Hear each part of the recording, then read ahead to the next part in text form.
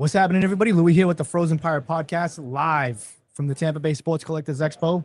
I'm here with a special guest. He's former Cowboy invading the Buccaneers podcast, but it's all good and nothing but love for this man, Troy Hambrick. How's it going, man? How we feeling today? How we doing? Well, everything's going well, man. It's a beautiful day here in the state of Florida.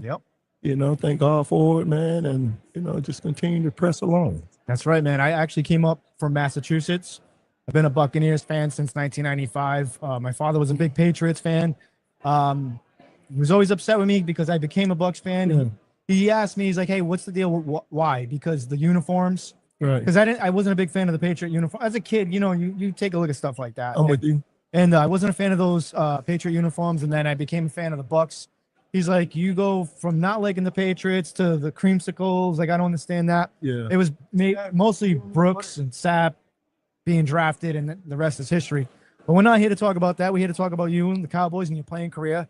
What was that like, being in that locker room when you got to Dallas, because you were behind Emmitt Smith? What was that locker room, that running back room like?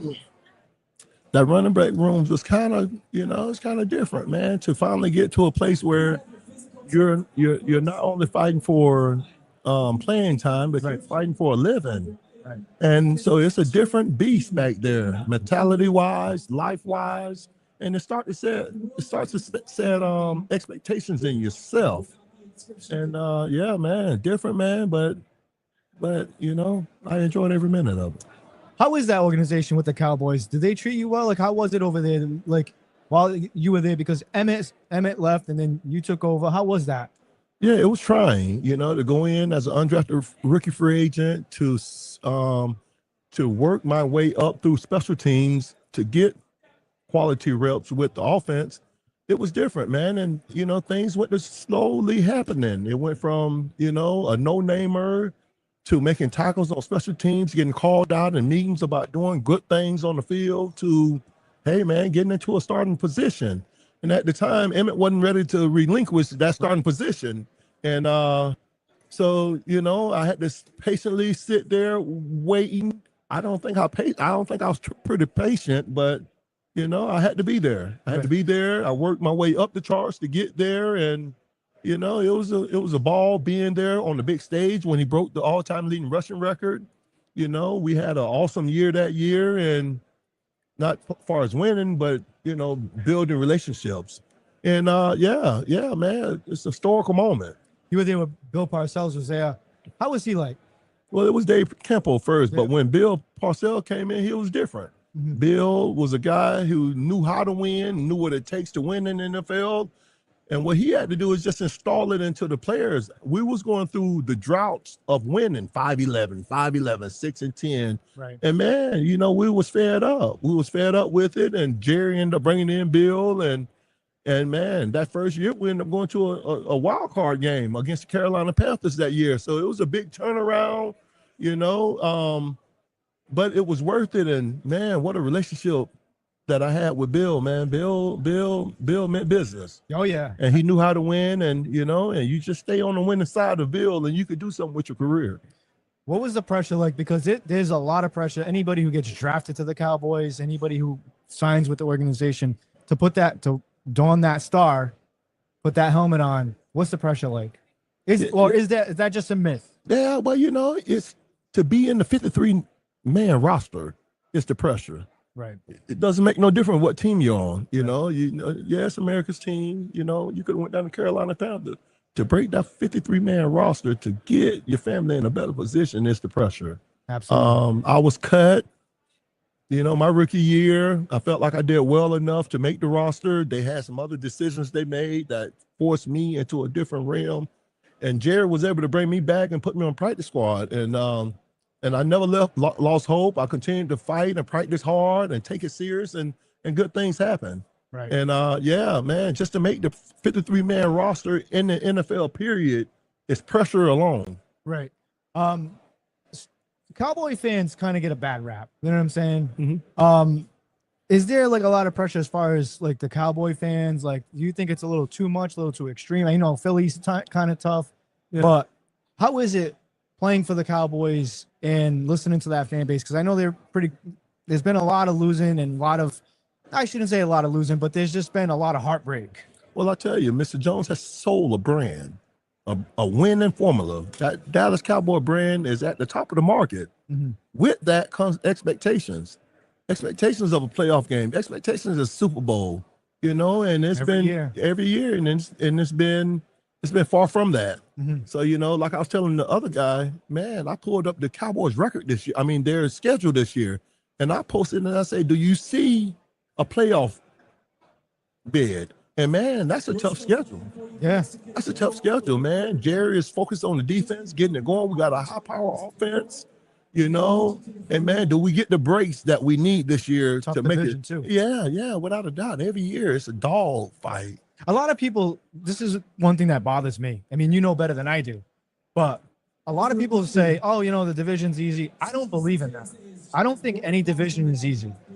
You take a look at the NFC South, right? I don't care how bad a team is. When you play a division game, those teams are gonna come out. They're gonna come out swinging. Yeah. You take a look for a long time. The New England Patriots. Right. What was the one team in that division? All those great years. What was the one team in that division that always gave them the hardest time?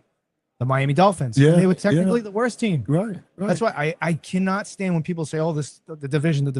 Every division is difficult. Yeah. To win those games because I don't care. You could be the Cleveland Browns. You could be the Miami Dolphins. Oh yeah. You're going up against a division opponent. Oh, yeah. This, especially for a team that's on a losing streak or they're not in the playoffs, Mhm. you get an opportunity to knock off the division leader. Yeah. That's a huge win, not just for the team, but it's morale. Morale and for us, we went through some seasons that wasn't so good. Right. So you find small tokens like that. You play in your division, you play them 2 times a year, kind of familiar with them, know what they expect, just saw them.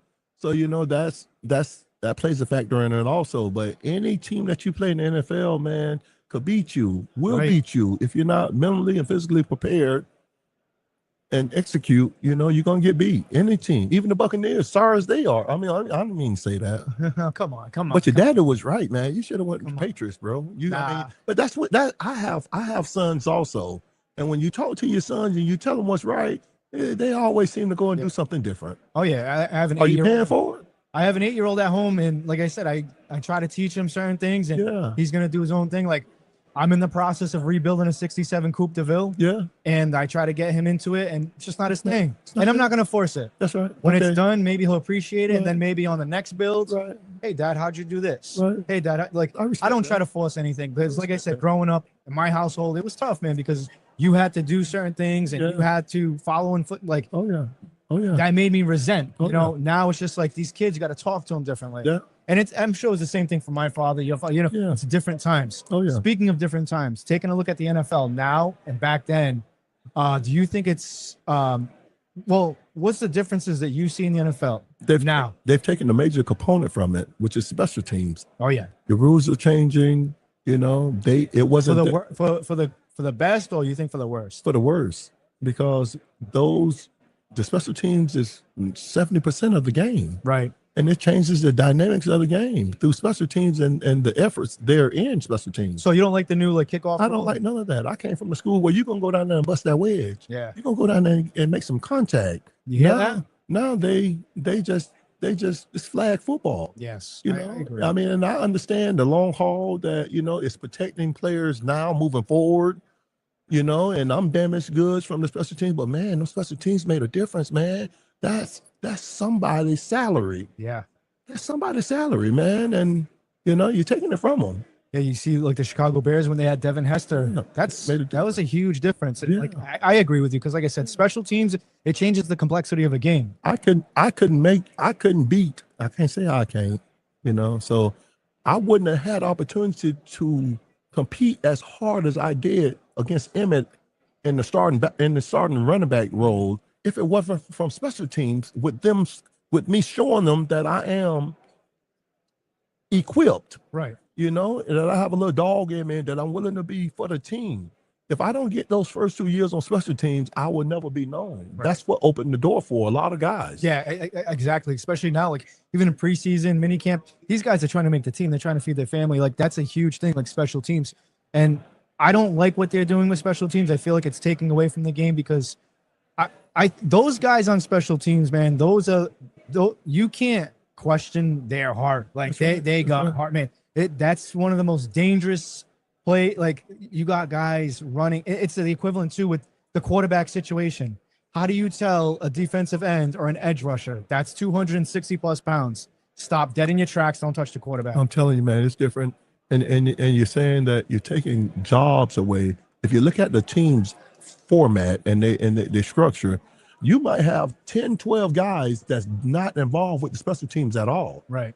But everybody else is. Yeah. In some capacity. And man, I mean, jobs are being won and lost. I saw Bucky Irvin right now, and I say, Bucky, man, you won't get a chance to play on special teams. They want you at the running back position, you know? And if we don't put the ball in your hand, how effective you could be, you know?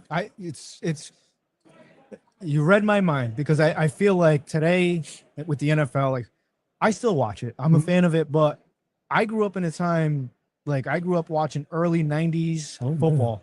Oh, yeah. And to me, like that was the pinnacle. Like that was when football was football to me. Yeah. You know, and then it started to progress in the early 2000s. You had guys like Brooks, Ray Lewis, Brian Urlacher. You catch the ball down the middle, they're taking your head off.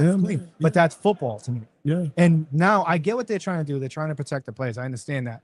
But it's no, I used to box and do a little bit of jiu-jitsu and stuff. I got a couple of injuries, man, but I knew what I got into. Yeah. Exactly. I knew what I signed up for.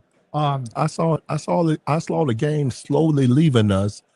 You know, I played on the team. We had Darren Woodson. Yeah. I mean, we had Roy Williams. It would take your head off coming across, and that's somebody's home. I was watching old plays of John Lynch taking people's heads off in the early 90s. Brother. I played with Joy Galloway. Oh yeah. And that quarterback, Quincy Carter was the quarterback.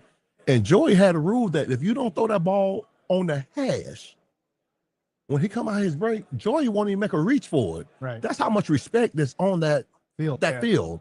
You hear me? It's boom, boom. If it's not there, Joy will fade off. Yeah. And I'm saying, dang, man, why you do that? But as I start to watch film, it's a bang, bang. Yeah. It's a bang, bang. Yeah. You know, unlike Michael Irvin made a living going across the middle with that big frame, knowing that he had to get it or they was going to send his ass back to the projects. You hear me? That's what Mike said. They was going to send his ass back to the projects if he didn't go across that middle. So, you know, they're taking it from the game, man. The physicality of it, you know, the witness of it with special teams and all, they're slowly delinquishing it all before it'll be a flag football game here soon. I agree. What's your take on the Cowboys right now with Dak Prescott? I think the Cowboys should do a blockbuster deal. I think they should send Dak Prescott down to Baltimore Ravens and bring Lamar Jackson to the Cowboys. It's funny that you say that because there's been some rumors going around, and a few people have talked and said that Dak could possibly be on the trade market. Yeah, what I've been hearing. Yeah, I don't know how true it is because we know how how media is and stuff like that. Yeah, a lot of things get blown out of proportion, clickbait, all this nonsense. But where there's smoke, there's fire. That's right. And I think maybe Mr. Jones isn't satisfied with his investment. Yeah. So, well, I mean, so you ask yourself, how much responsibility is you going to put on that person? It's a lot of money that they're paying him. You know, you're giving them $60 million. You hear me? And I'm telling you that the market says we got to give you $60 million. It's not that we want to give you $60 million. It's the market. So you're saying, okay, with that $60 million, these are all your problems. Right. You know, what about the running backs? You know, what about the other guys? I know we can put up points as an offense. You know, can we stop anybody? Yeah. You know, and that's where it's at. I don't think everything lies on Dak Prescott. I think the contract lies on Dak Prescott. Mm-hmm. I think that the scope lands on all franchise quarterbacks. Josh Allen, Lamar Jackson. Got one coming up with Baker Mayfield. Yeah, Baker. I ain't talking about no dang on Baker, man. Anybody studying no doggone Baker, man. You like Baker? Man, I ain't nothing about no Baker, man. Dang Baker, man. Talking about shake bake. Man, anybody studying no Baker, man. He's a fighting dog. Now I'm with that. My thing with Baker, and actually I was going to talk about this later on today. I don't like the direction with the NFL right now. It's too wimpy-ish. That and the entertainment aspect. It's becoming too entertaining. Like, they did the schedule release. The Buccaneers did one. It was like Baywatch. And I'm like, excuse my language. I'm like, what the fuck are we doing? Let's get back to football. Like this, it's just a schedule release, man. Yeah. And it's just, And I feel like that's a problem that Baker had in Cleveland. The commercials, Yeah. like, no, we shouldn't do this. Yeah. You got to stay healthy. And I get it. You're trying to fight, but like last year, what happened with Bake, like playing games hurt the way he was, not sitting out again. I get it. You want to go in there, you want to play. I fully understand that. Yeah. But sometimes you hurt the team like that. Yeah, you can't make throws. Well, you hurt your team, first of all, when you got a franchise that let Lynn Holm go down to Jacksonville. The offense coordinator. So, I mean, that hurts the offense there. Then that forces Baker to know another system. That forces, I like Liam a lot. Yeah. And I think if you hold them together, I think the Bucs would have made a lot more noise this year. Oh, yeah. I think thematically wise, Lynn is very sharp. and I think he's going to elevate the Jaguars. I think the Jaguars is the best team here in the state of Florida now because of that move. And I think Baker hurt bad this year with the decision making that Lynn was able to put in his hands. And he did what he does best. He try to do too much. I think they let the wrong guy walk out the door that year. Yeah. I was pushing for and I'm just somebody who talks about the team. And I don't know nothing about the front office, but if it was me personally, I would have, told Todd, and all due respect to Coach Bowles, I would have said, hey man, we'll give you, like Bruce Arians, we'll give you front office position. Yeah. We got to keep Liam. Yeah. He's unfortunate. That's the NFL though. That's and so you hire the head coach as the offense coordinator. You hear me? So you got a guy like Shanahan, you got 2-1. You got 2-1, and I think that would have went better for the Buccaneers. I don't have a problem with the coaching staff. I just think that they shouldn't let Lynn go. No. And do I think Todd, with Jacksonville? Yeah. Do I think Todd Bowles is the answer? I don't know if Todd. I don't know why Todd is not on the hot seat. Yeah, I mean, the record speaks for itself, but the way I look at it is, all right, we're gonna go into this season. It's make or break, and if it doesn't work this year, we got to go in a different direction. Well, you're gonna go in a different direction. Like, first of all, you have to go get your franchise quarterback. Yeah. I got the Bucs going by 4-12 this year. Really? Yeah. Wow. I think they're gonna take the division. They have, but there's under one circumstance, they have to stay healthy. Yeah, you talking about the division, you talking about the Carolina Panthers, you talking about the New Orleans Saints, and you talking about the Atlanta Falcons. Man, come on, man. You talking about the football. It's gonna be tough, man. But I'm saying it's so we have the New Orleans Saints. They're coming back up. I'm gonna admit, they did a fantastic job in the draft. I'm a football realist before a fan. I like to be a realist. I think New Orleans is gonna be a very pesky team this year. I think they finish maybe third place in the division. Okay. I think the Falcons, I'm still undecisive about the Falcons. I like what they're doing, but I'm a little undecisive about the Falcons. I think Tampa, in order to win this division, they have to stay healthy. Carolina is kind of like a wild card. Right. With what's his I'm having a brain fart. Bryce Young. Coach there. Dave Canales. Yeah. I think they're a wild card because they're so up and down. But we'll see what happens this year. But with the Buccaneers, I think the only team that can beat the Buccaneers this year is the Buccaneers. Yeah. Injuries, and if that defense can't step up this year, if we can't generate a pass rush, like I was talking to Simeon Rice, me and him both agreed. You can't generate a pass rush. You can't win in the trenches. You know what that does? You leave your corners out to dry. Offensive line's got to stay healthy because if your offensive line's not healthy and you're revolving offensive linemen, that's going to hurt your running backs. That's going to get running backs hurt. Mm-hmm. And it's not going to keep your quarterback upright. That's right. And for me, like I said, I'll say it again. The Buccaneers let the wrong guy walk out the door. Liam Cohen should have been the coach. And I pushed for Liam Cohen because I paid attention to him because he grew up 15 minutes from where I live. So I knew he was a great fit for the Buccaneers. And I was a little upset, man, that they let him walk, but it is what it is. Let me ask you, what's one memory that really sticks out to you from your playing career? Yeah, I could say, my 38 carries for 178 yards against Washington Redskins was one of probably my biggest individual moments. I think overall, being on the big stage where Emmitt broke the all-time leading rushing record. Right. Being a little country kid out of La Cucci, Florida, undrafted free agent, has so many other guys that could have been in that position. And the Lord chose me to be his predecessor and to be there in that moment. That was huge. Yeah, that year, him going into that record, we finally getting that record as a collective crew. That's where I hang my hat at. Well, all right. I'm gonna hold you up to what you said about the Bucks. I look forward to you 4-12. 4-12. I want to get you back on the show. Well, not 4-12. 4-12 will give you 16 games, so it'll be 5-12. Okay, that's a win more. All right, I got the Atlanta Falcons winning the division. Mm-hmm. I got the Carolina Panthers doing better this year. I think their defense is atrocious. And I think the Bucks just got too many holes, man. And the Bucks secondary haven't stopped nobody in 3 years. Pass rush, man. Then Mike Evans is gone, and then then you get your middle linebacker, he's gone. I think it's just too many holes to fill. I think your middle linebacker, who's the guy, the White, who retired? Oh well, Levante David. Yeah. I mean, that was the rock of the team. Yeah. I think it's too much confusion. Right. I got too many young receivers. I think injury will play a major role this year. We'll see. Like I said, hopefully they can stay healthy. I appreciate you coming on. One more thing.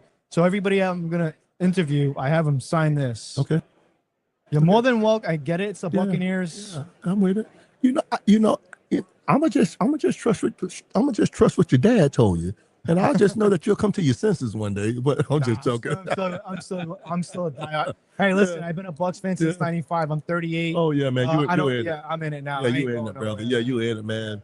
But Dad, you was right. Yeah. Your dad, He's you no tried. longer with us. Oh man, God bless you, man. I just lost my wife 4 months ago, man. And it's a different beast, man. Holes there, yeah. It's a different beast, man. But people like you, man, wake me back up, knock the dust off me a little bit. It's always still a young man in my opinion. Yeah, thank you, appreciate man. you. Yeah, man. It's all good. Thank you. Peace, guys.